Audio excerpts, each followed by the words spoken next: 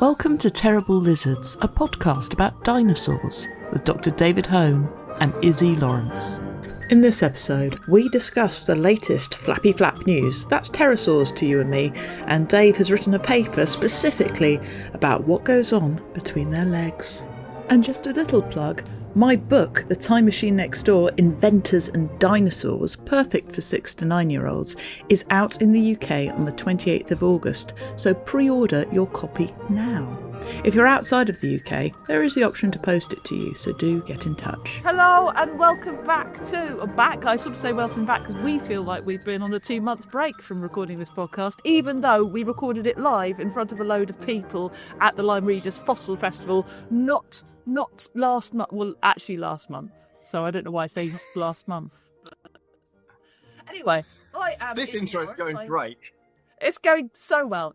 I'm slick. So, yes, I am Izzy Lawrence. I am not a paleontologist, but do not worry, because opposite me on the internet is the magnificent Dr. Dave Home from Queen Mary University, who is a paleontologist, aren't you, Dave? The last time I checked. Good. So, yeah, Good. hopefully, yes. We'll find out over the next hour. We will. Now, this is a special episode because, Dave, I believe you have a new paper out, and it is not about dinosaurs. I've got 2 papers that I kind of want to fold together to talk about today because they are similar but different, but they're on the same general topic of pterosaurs and more specifically pterosaur soft tissues. So stuff that's not bone and teeth, which of course pterosaurs are rare enough at the best of times. Pterosaur soft tissues are really rare, and in particular, so one paper is about basically hands and feet, and the other paper is about wing membranes. But both of them really going to town on stuff that either we've never seen before or we've never been able to get a good handle on what's going on before. So I think it's quite a nice bit of development work. And so this is going to be ultra specific and ultra nerdy. And so for at least some people, I'm going to bore them and annoy them. But I think it's pretty interesting stuff. Nobody gets annoyed by beautiful academic paper origami. That's what we're doing. It's a polio origami of 2 pterosaur papers. Hands, feet, and wings. Yes, pretty much. So the first one, came out 3 weeks ago, something like that, about the time of recording. It was out right around actually when we were in Lyme Regis. I can't remember which side of the trip it came out, but it's only been out a few weeks. And it's done with René and Bruce Lauer, who we've mentioned a number of times before, because I've got this great collection in the States and I've been working on them. So Petrodactyle, for people who remember that, and then more importantly Scyphosaura, this cool intermediate, like derived intermediate, but still not quite a pterodactyloid pterosaur intermediate thing. But they also have a whole bunch of other specimens, primarily from the Solnhofen region, so this famous bit of Bavaria, which gives us Archaeopteryx in particular, but a whole bunch of other stuff and loads and loads and loads of pterosaurs. We've also mentioned, going back a way now, definitely has been prominent on my blog over the years, but I think we've mentioned on the podcast at least a couple of times, Helmut Tischlinger. So Helmut was an amateur paleontologist. He's not an academic. That's not his background. I think he was a German teacher in Germany, but he was really into fossils, was getting into it, and was into photography. And he did lots of stuff with UV light. And it turned out that thanks to UV light, you can actually see a whole bunch of details that you can't see very well under natural light. And indeed, you can see stuff under UV light that cannot be seen under natural light or daylight or the normal stuff that we look at. We should really establish what UV light is. So do you want to give a crack at that, Mr. Physicist? Yeah, so UV light is ultraviolet light. So what we see and all the colours that we see as humans is only part of the electromagnetic spectrum, which is available, reflecting off things to be seen or be perceived. We actually got really quite a good range of colour, certainly compared to other mammals. But some things can see, and obviously scientific things can detect down into the infrared, which is getting like heat, and then other things, including birds and reptiles, and probably including dinosaurs, can see ultraviolet, so UV, at the upper end of the spectrum. You've probably seen it with things like those things that clerks have to check banknotes and whether or not people have scribbled on them, and you could get like these invisible UV pens to do security marks on bikes and cameras and stuff. back in the day, though I think we've moved on from that. And yes, you get them in clubs, and you see them in things like CSI, as I think the Americans call them black lights, to reveal hidden stuff, including certain biological substances. And that's basically it. And yeah, there are fossils, or parts of fossils. So the mineralization of them has occurred in such a way that there are patterns preserved when reflected under UV, but not under natural light, so either daylight or our normal artificial lights of fluorescent bulbs or whatever light bulbs you have going on. And this is sort of known already, but Helmut Tischlinger was really central in developing or getting hold of new light, and then making custom filters for his cameras and taking super long exposures. And he was really interested in pterosaurs, so he did a lot of this stuff on pterosaurs. Like literally 2003, I think, was like the big breakthrough paper that he did with Dino Fry and a bunch of other people to reveal a whole bunch of other stuff. And he's done it on various other reptiles. I helped get him to China, and we looked at Microraptor and did a nice paper on Microraptor and hidden soft tissues and stuff on the feathers there. But he's also been, or has in the past, taught Renee Lauer and taught Renee how to do a bunch of things, and she's been developing her own skills separately.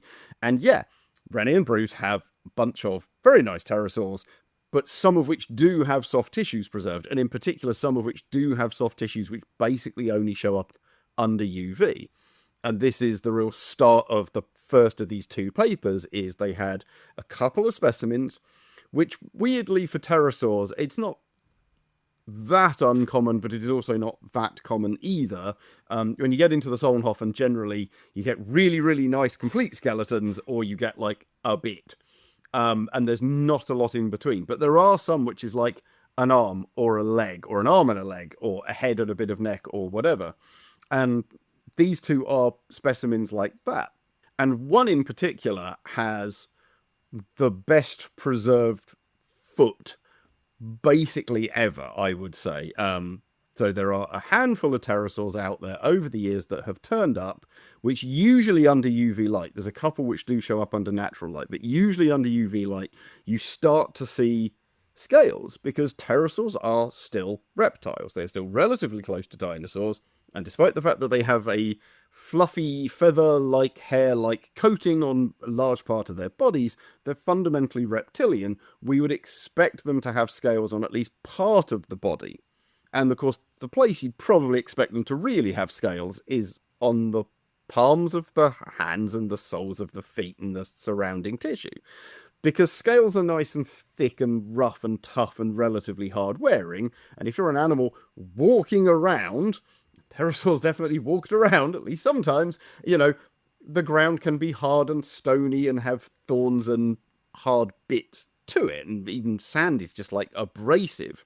So you want tough skin on that part of your body. I mean, we have it ourselves. Actually, I do have calluses there from weightlifting. Right, day. Yeah, I'm a lovely, delicate little flower, so I don't have too much rough on my hands. But yeah, my feet are still pretty tough. I mean, mine are yeah, beautiful, people who go around barefoot a lot or do that kind of stuff, really, really strong, thick, resistant callus skin.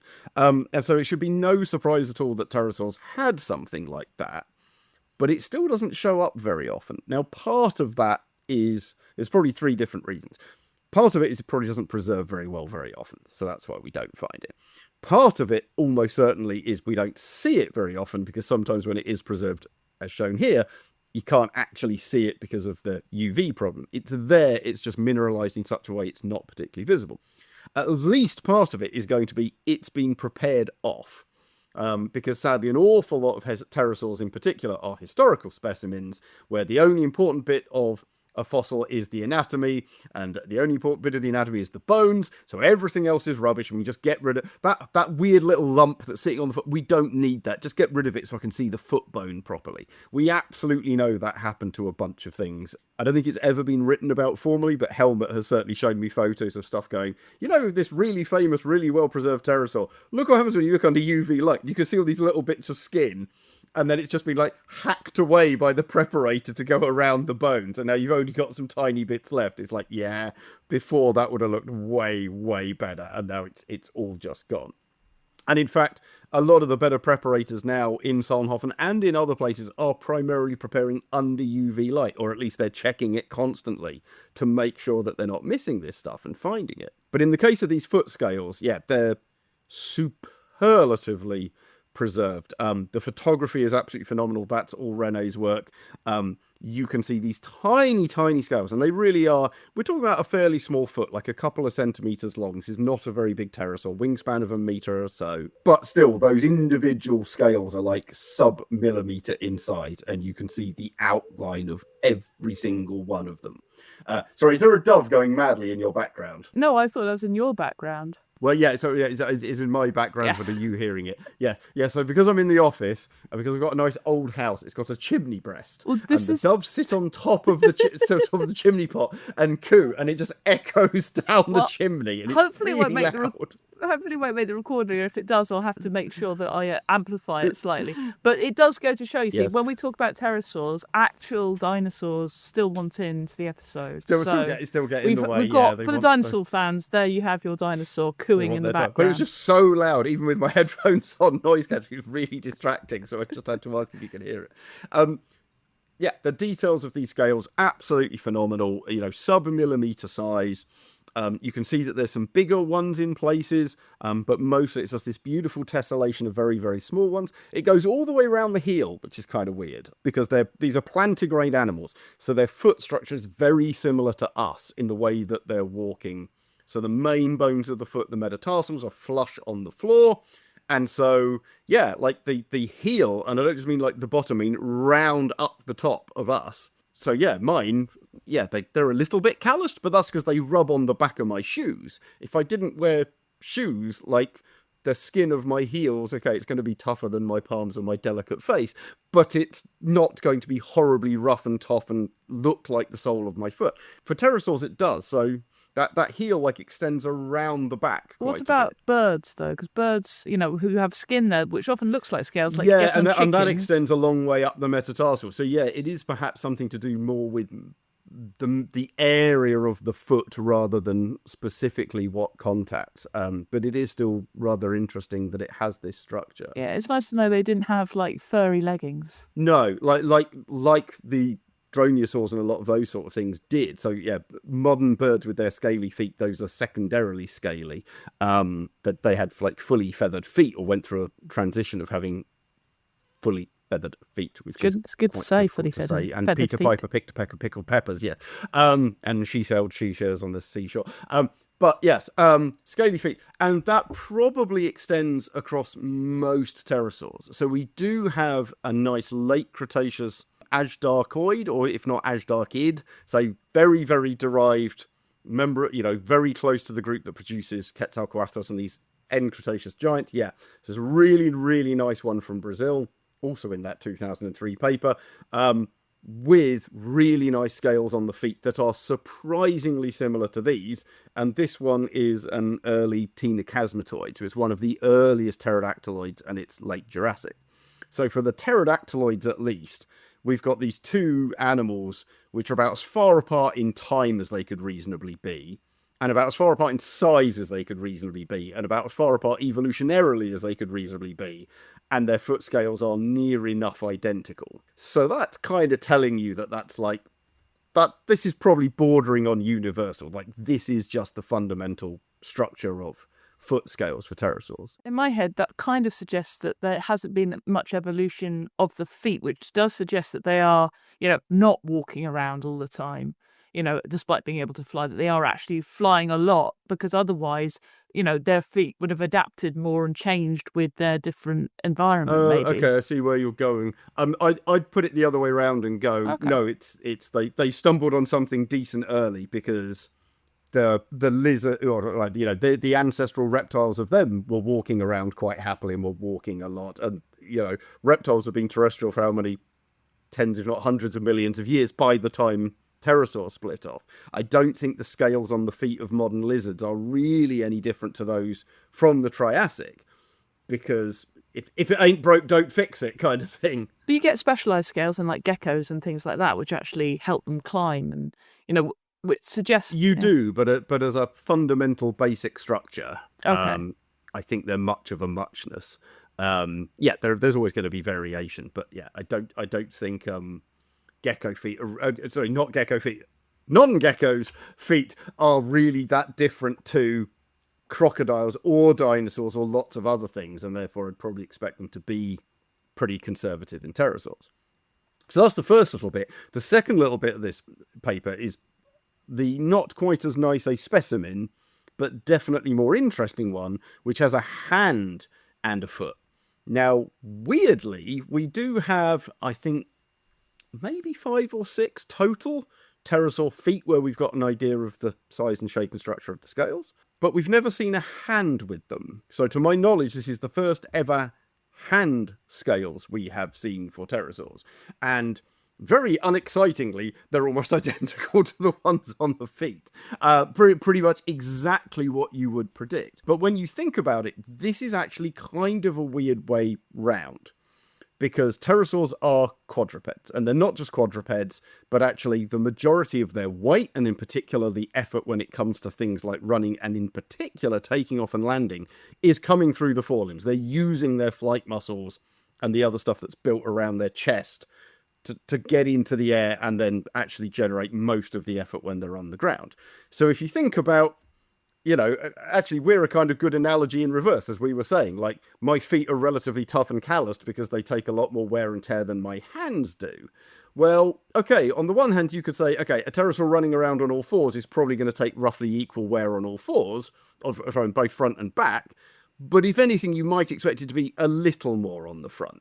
There is more weight down there, you know, when you're going to launch off and you're really putting a giant amount of power through it. You happen to be on something slightly sharp that's going straight into your hand if it's not solid enough and strong enough. So you would think that the hands would at least be as strong and probably be a bit stronger than the feet. And yet, as I say, we've found a few feet and never found hand scales before. Now, again, there's those other reasons that it may not have shown up previously, but we do have some exceptionally preserved ones, including the Brazilian one with a really nice foot. Has a nice hand, no hand scales. So it's really quite confusing as to why you might get rid of hand scales but not foot scales. We definitely know even the derived pterosaurs like Ashdarchids are quadrupedal because we've got the footprints. Something I did a little dig into is every so often, it was literally a paper about this yesterday, I think. You get dinosaur footprints where there's details of the scalation and stuff from the sole of the foot. It does turn up. There was a sauropod one, literally like yesterday or the day before. I haven't had a chance to look at it yet. But that turns up for others. And I actually found a paper on a whole bunch of Korean tracks. There's actually quite a few pterosaur tracks from Korea. And they have a site where there are loads of little theropod footprints. So dromaeosaurs or troodontids or something like that, and quite possibly even early birds, where you can see the individual scales, and then the pterosaur tracks in the same beds don't. So either the pterosaur scales are so fine they don't show up, or they don't have them, as in they might have something more like us with just like calloused skin. Isn't it also, though, that the pterosaurs are much lighter than those other animals? So maybe they don't leave a big enough impression. When you're talking about a good-sized Ashdarchid with a 2-meter wingspan or 5-meter wingspan versus a Microraptorine or something that's chicken-sized, no. So I see where you're going, but not in this case. So that shouldn't really do it. So it is at least possible that pterosaurs, or at least many pterosaurs, are doing something kind of weird with their hands. Now, this is another Ctenacosmatid, so it's another early pterodactyloid. So yeah, maybe once you get into really derived things, and particularly if they get really big and heavy, maybe they're changing the shape and structure. Maybe the scales never get any bigger, so they're still a millimeter across in an animal with feet and hands twice the size of ours, in which case, actually, yeah, you can see how the tiniest bit of smushing of that footprint is going to completely obliterate any trace of them. But they certainly haven't turned up on any of the super well-preserved hands and feet that we do have. We've got feet, but not hands before now. So before now, was it an idea that they might have had smooth hands? I don't think so. I think everyone just assumed they'd turn up sooner or later because, yeah, reptiles have scaly hands and feet. We've got at least a couple of pterosaurs with scaly feet. We'd probably just find the hands sooner or later. And yet, quite a lot longer later, we're still finding more scaly feet, and we've only just found one scaly hand. So it could, of course, just be a quirk of preservation. It could just be a quirk of preparation, history, and discovery, and whatever else. And maybe there used to be 100 of them, and we destroyed them all before. but we've still at least got one, which is more than we had before I got this paper out, before Renee found it in her photography. And it's literally, you describe it in this paper, and it is just it's just one hand with scales like you'd expect. There's nothing particularly... so it's one arm and one leg, and they're kind of stuck over.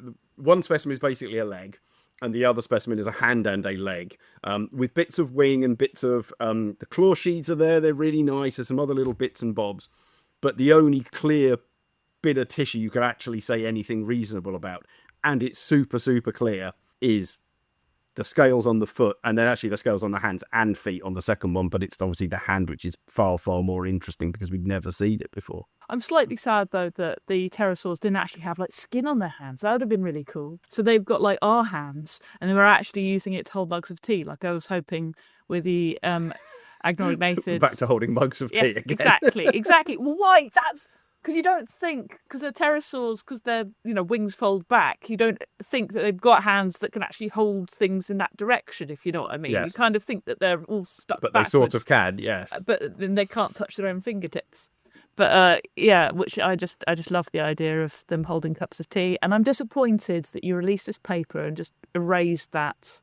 Although you can hold tea with scaly hands, but it does... Yeah. It does take the whole idea back a bit. And as I say, it is still a bit of an oddity when you're dealing with those kinds of low numbers. Yeah, maybe it's just serendipity, but it does feel a bit odd. And here we comment on this in the paper. It does feel a bit odd that we now have quite a few, not a huge number of feet. It's not like we've got 50, but they should turn up at the same rate in the same number of specimens, if not slightly more, and it's clearly not the case. I've got another theory, Dave. You're going to love it. Yes. One word. Gloves. Well, they might struggle, because at least some of them appear to have like webbing between the fingers as well. I mean, mittens then. Mittens. How cute is that? Pterosaur mittens. You're going to struggle with that last one. You kind of want fingerless gloves. Okay. That's the other bit, actually, just to mention very briefly. So, like, webbing between the toes, again, has shown up in a whole bunch of specimens, but they're extremely clear on this specimen, the former one that's just a foot. The foot webbing is extremely well preserved. We could just about measure the fibre widths and count the number of fibres between the toes. And interestingly, they actually go up well between the metatarsals. Now, that's kind of interesting. And again, we'd sort of seen this before. I don't think anyone had really commented on it or just kind of like passed it by and gone, oh, yeah, it's there. But actually, when you think about that, that's kind of weird. Because again, if you treat a pterosaur foot as being very similar to ours, you've got a very solid block of foot, and then you've got your toes. And you would think that, yes, something like a bird or a crocodile or anything like that, the webbing is between the toes, and then there is a solid block of foot behind it. Well, in this case, that webbing goes well up, not just between the toes, but between the metatarsals, which means that actually their foot was splayed out and the metatarsals were at least partially separated for those fibres to carry up between them. Yeah, it's like... It's a very horrible thing to think about. If you hold your hand up, it's like if you got a saw or a knife, put them between your fingers and cut down those gaps. Or between your toes. And then pulled them apart.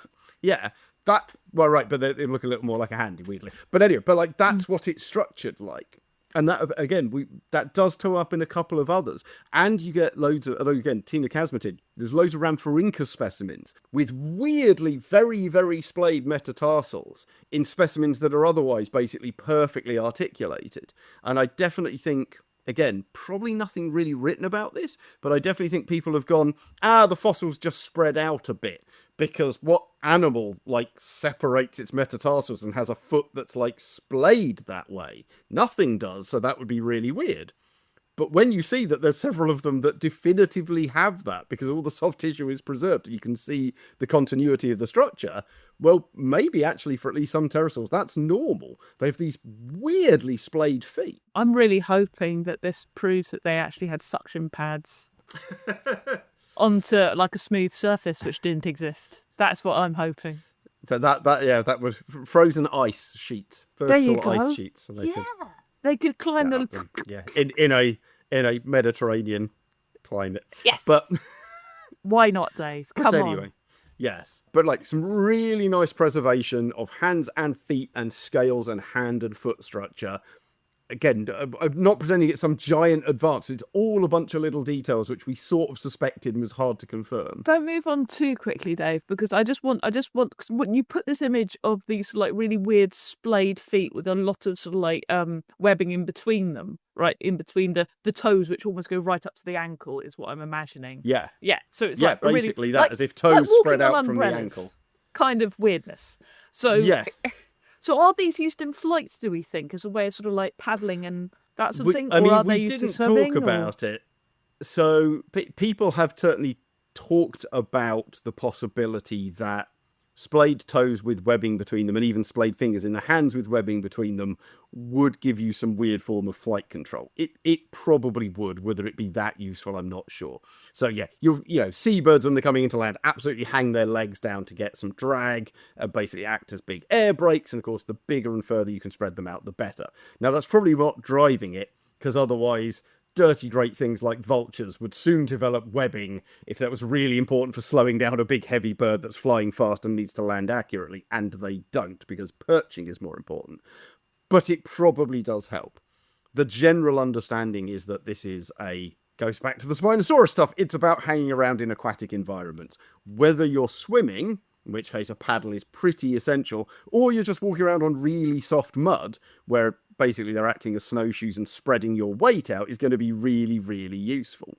And I think that's probably what's going on here, because Ptenocasmatids proportionally have pretty big feet, but it's not like their toes are diverging at like 90 degrees or anything like that. They actually... those things are diverging. I'm trying to think. Actually, yeah, like they're like a proper nice golfing umbrella.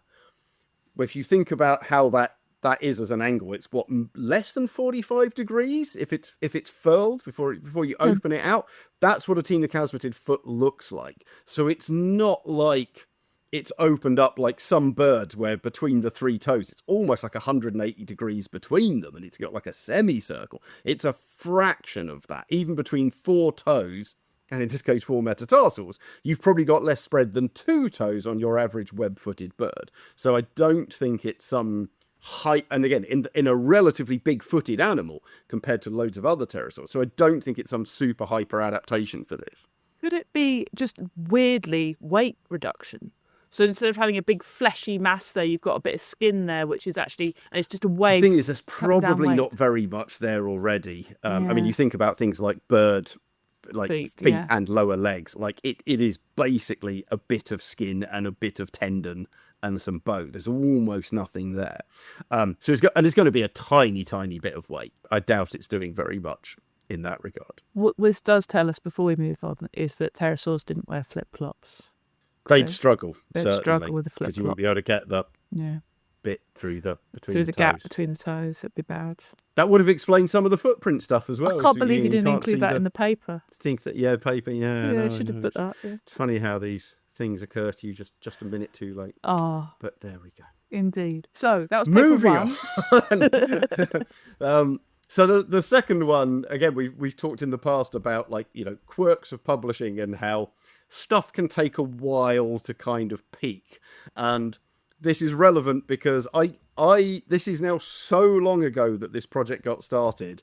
I haven't been able to find out / work out actually when it was. It is at least 15 years old. And I think it might be closer to 18 or 19 since this project was formally started.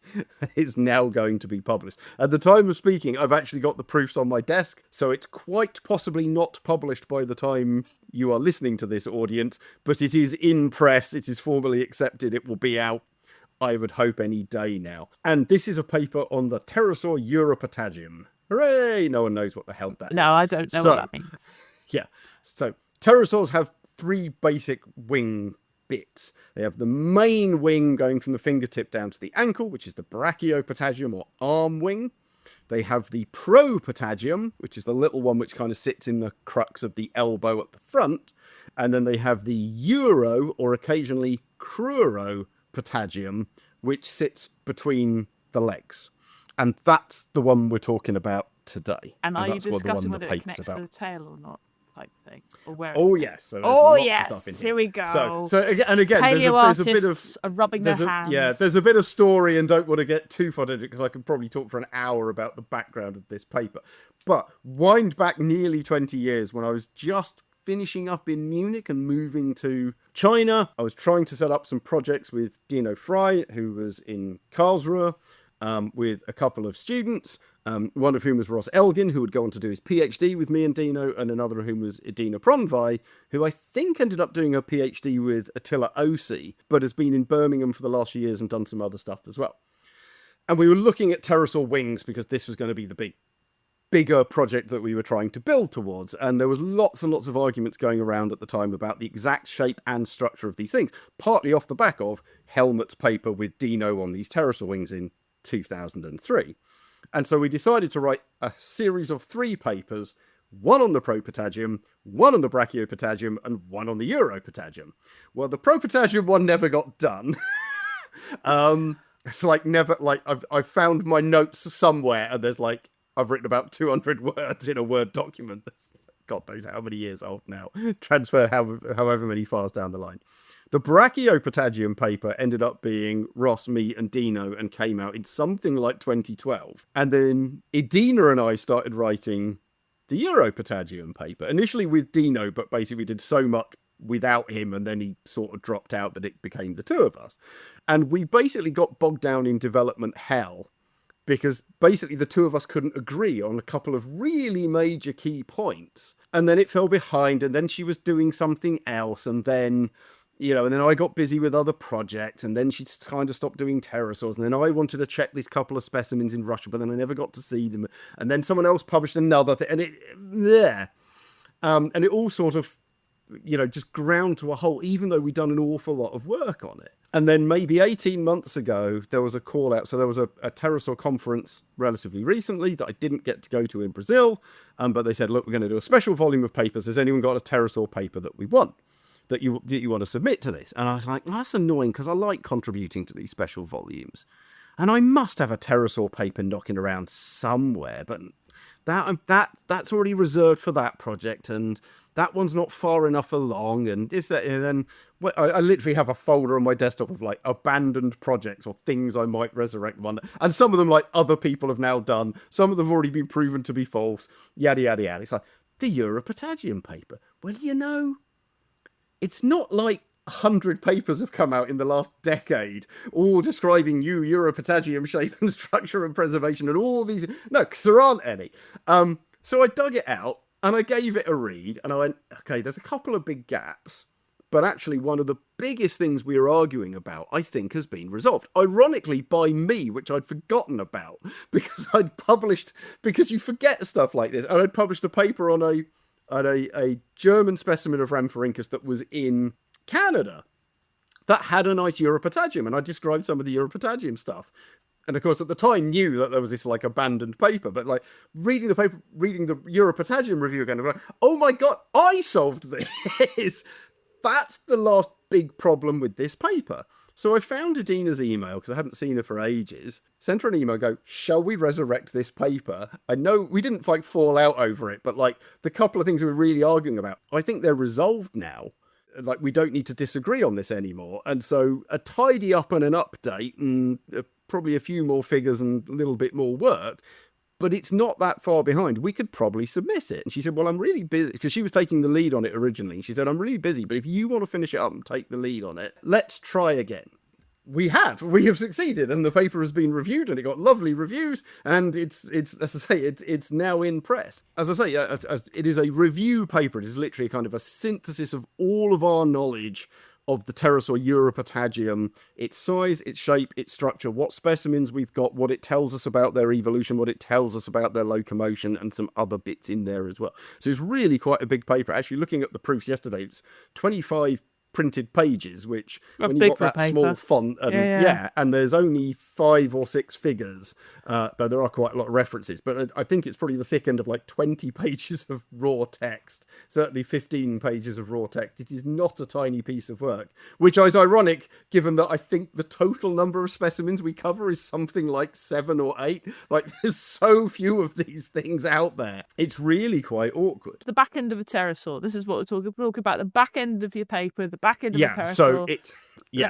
Let's get into it. Oh, let's not get into the back end of a pterosaur. That sounds messy.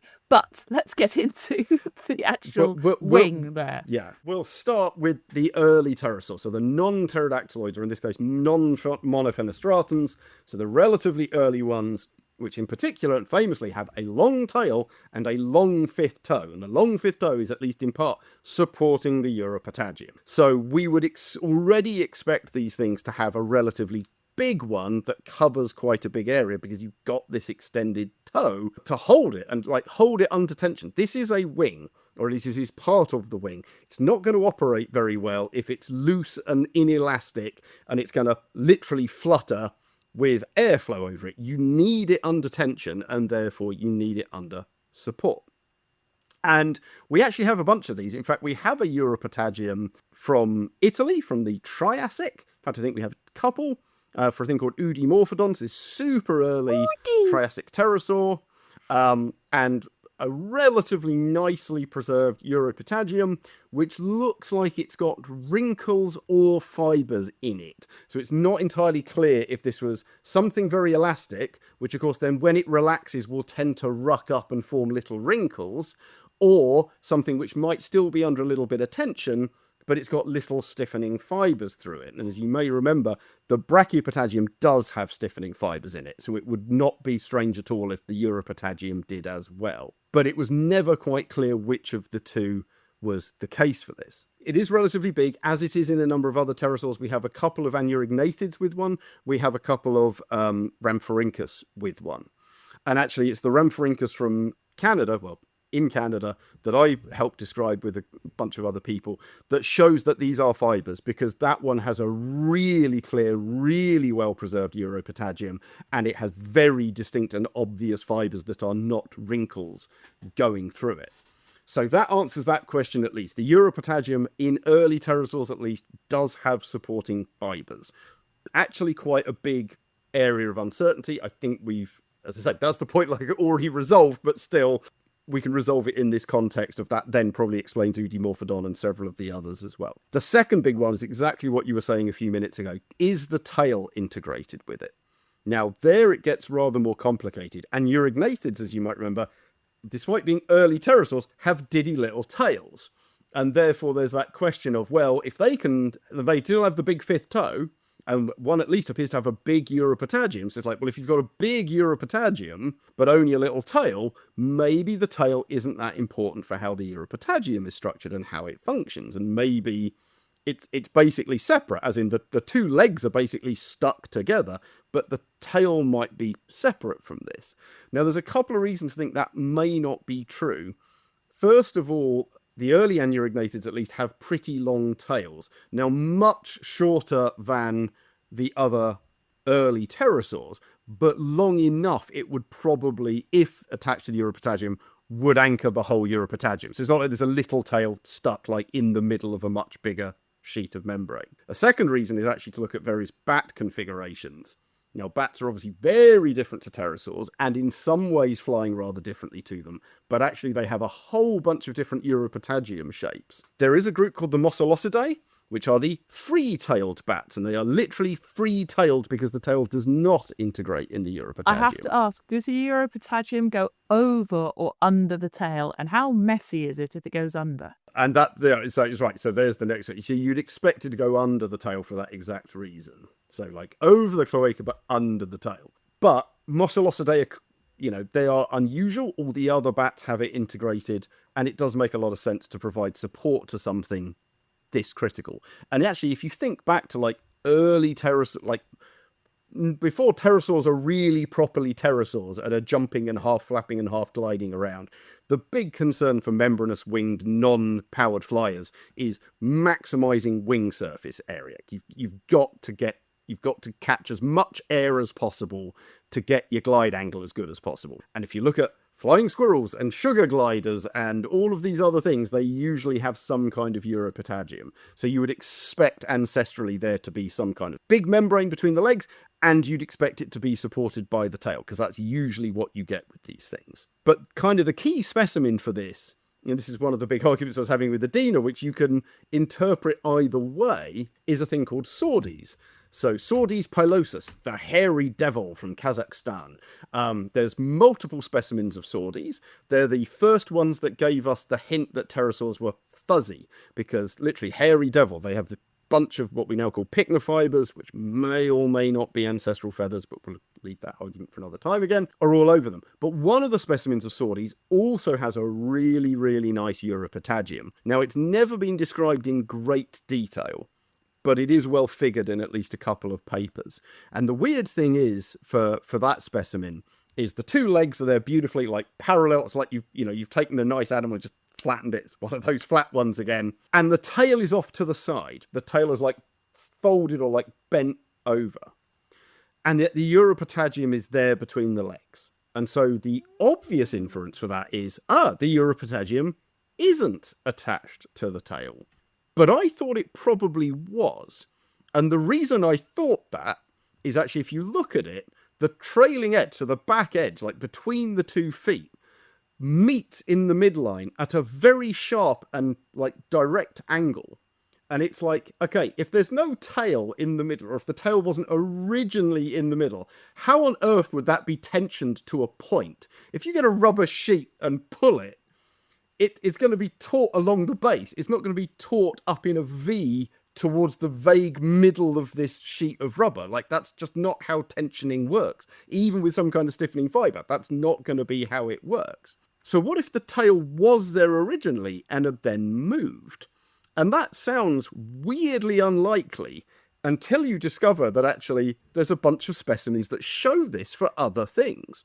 And this is one of these things which had like come up since we started working on this paper and arguing about this stuff. There's some work done by Paddy Orr and his team in Dublin. And what they ended up coining was the phrase stick and peel, where basically in these areas of exception, in these forms of exceptional preservation, you've got a nice soft tissue animal, and it's come down and it's hit the substrate, so it's hit the bottom of the sea or lake or whatever it's in, which is probably quite gooey with things like diatoms and bacteria or algal mats and other stuff like that. And that can like stick to like the animal. And then a current can like shift the main body, but the stuff that's already stuck and started to decay comes off. And yeah, Paddy's documented where you've got things like the skin impression of a foot, and then the foot is still articulated but sitting off to the side. Like you've left like a sticky, sweaty handprint on a something and then just moved your hand slightly to... And like, but with the soft tissue, you've got bits of like the whole animal. There's what I can't remember. I think it's like even like a whole crocodile, like a relatively large animal, where there's like this perfect organic outline of it. And then the skeleton is slightly moved. It's like those rocks that seem to move across lake beds that you get. There's dry lake beds that you get these roaming rocks and they're being blown along by the winds on the ice. Right, but if they'd left a sheet of the rock behind when they did they leave the impression of the rock through the thing, so it's a bit like the footprint. But that's the thing, this isn't impression, this is real tissue. It's like it's sucked off some of it, and then the rest is so gross. And that's great. And they wrote about this and said, well, that you'd particularly expect this to happen when you got something relatively small and light with a lot of surface area. In other words, pterosaurs are perfect for this, where that huge wing membrane can get suckered down to the surface, and then the wing just like flops over, and now you have a wing membrane on one side and the wing bone on the other. And that's what we think the tail has done. So the tail has peeled and rolled over. So like a really sloppy pizza where the pizza topping, you put it on the dish and the pizza topping just slides off the pizza. If you dropped it onto the plate upside down... Perfect! And then it did that, then you get the shape of the pizza slice, even with the pepperoni and bits in it. On the plate. But the main bulk of the pizza is still slightly to one side of it, but is still pizza slice shaped. We've got the metaphor. We've got it took a while. Metaphor, even better. But that's what I think's happened, and that would explain why that tail has been able to do that without disturbing the membrane. But it also is pretty much the only way of explaining how you get that midline point and tension. So yeah, it looks like the Europatagium was integrated into the tail, which had been an enormous area of contention. A very minor bit of pterosaur biology, but that bit had been enormously contentious, and I think we're pretty happy that its integrated tail in the non-pterodactyloids at least. Now, a crueler and more evil scientist, Dave, would think, let's test this out. I'm going to superglue some bats onto this paper and then mush them.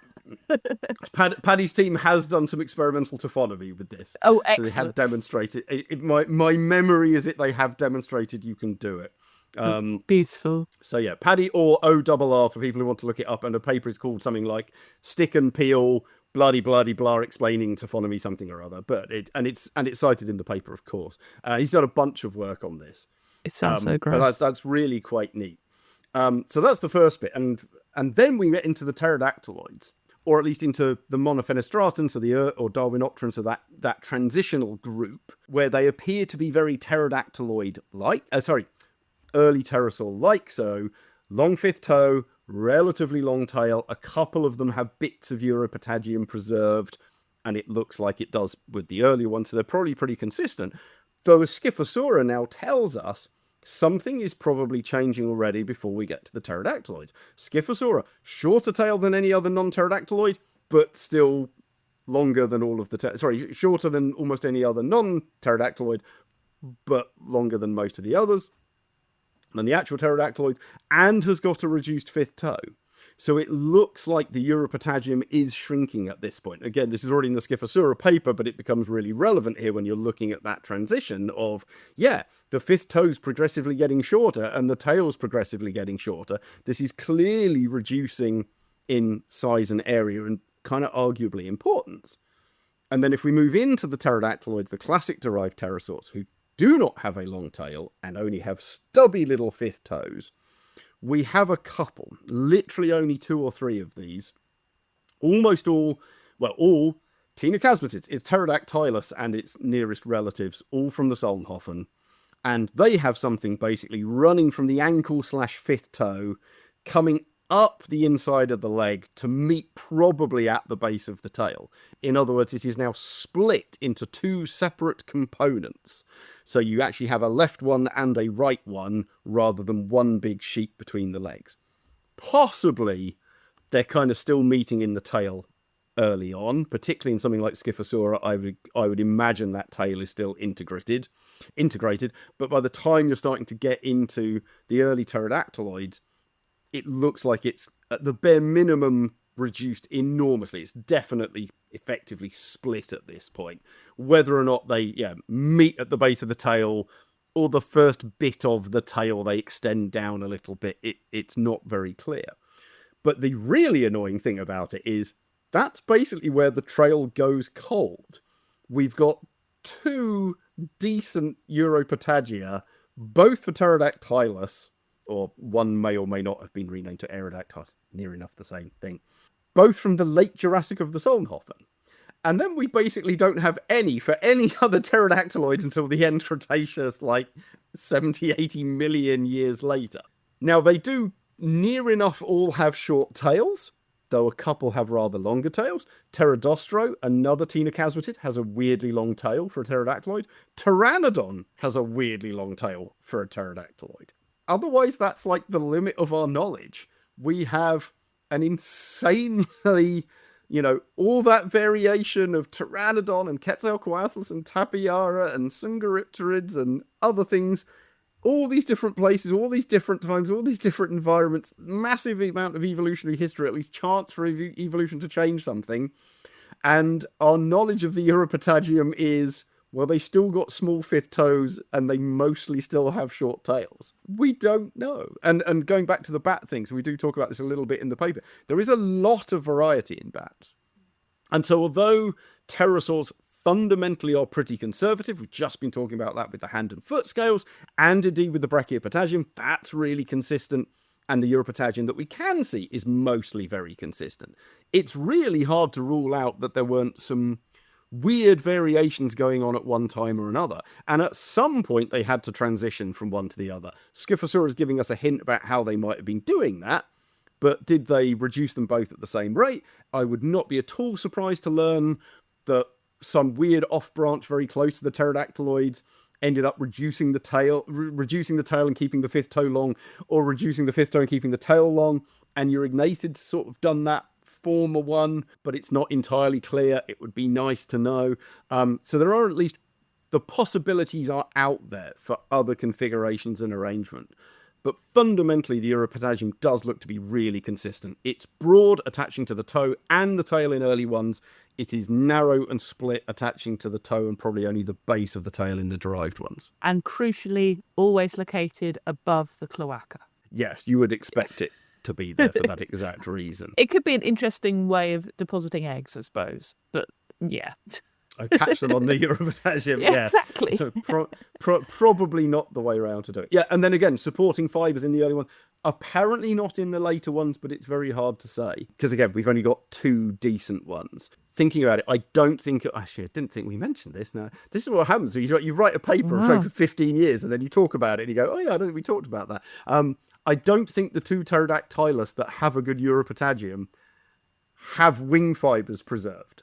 So are the wing fibres missing, or are they just not preserved? Because if they're not preserved in the Brachiopotagium, well, of course they're not going to turn up in the Europatagium if they're the same fibres. But again, just very, very poor preservation. We do have lots and lots of bits of pterosaur wings, thanks to the Solnhofen, mostly confined, because the Solnhofen is so good for preservation, mostly confined to Pterodactylus and Rhamphorhynchus, but it does turn up in various other things as well.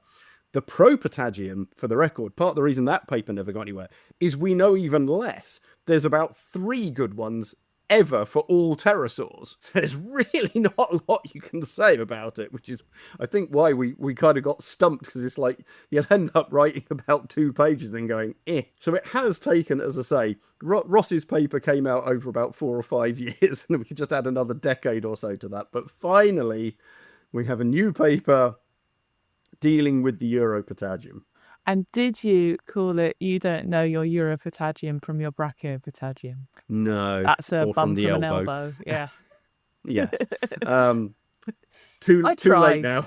I tried my best. Okay, everybody, that is your pterodactyloid and other bum, feet and hands session. I hope you enjoyed that. I hope now you can sleep at night knowing that, their hands and feet probably had scales on. That's pretty normal. They had wing umbrella-like suction cup feet, though. That's freaky. And of course, we think that their rear wing, which is between their little feet and their little tails, actually attached to the tail. We think that. That's what we think, anyway. If you disagree... They didn't have suction cup feet. That's what I like to think, though. And they held cups of tea. Just to be clear, for anyone who's only listened to the review of this, or someone's used some god-awful AI who reviewed the podcast and concluded that pterosaurs have suction cup feet. Now I've said it another 3 times, it will now pull that phrase out as being the only thing that takes place. I think, to be fair, you did say they didn't have suction cup feet. No, they had feet like sort of weird, unopening umbrellas. Yes. There you go. That they did. That they did. Weird. That's science, that is. We're fine. That they did. And yes. also they're for the Bristolians. All right then. And when they went splat on the bottom of the ocean and things algaed onto them, that's a bit like a pizza being moved across a plate upside down. There we go. Okay, yes. So thank you very much for listening. If you have any questions for us, and I imagine you're full of questions now, they couldn't wear flip-flops, we've covered that. But anything else you want to get in, do write to us. It's terriblelizardspod@gmail.com. You can support us on Patreon. I'm going to tell you all about that in a minute anyway, so do not worry about it. But thank you so much for listening, and we'll see you next month. We've got a squawk, I'm afraid, because it is a pterosaur episode. Although what I might do is I might go with an agnorognathid little ribbit, because they look a bit like frogs. So I might do that one. After 3, Dave. 1, 2, 3. Thank you for listening to this episode of Terrible Lizards, and thanks as well for going to that social media you never seem to update and sharing the podcast there too. You could also go to patreon.com/Terrible Lizards to support the show and access a wealth of extra content. Get in touch with us via terriblelizardspod@gmail.com, and while you're here, do check out Dave and Izzy's books. Flappy bye-bye.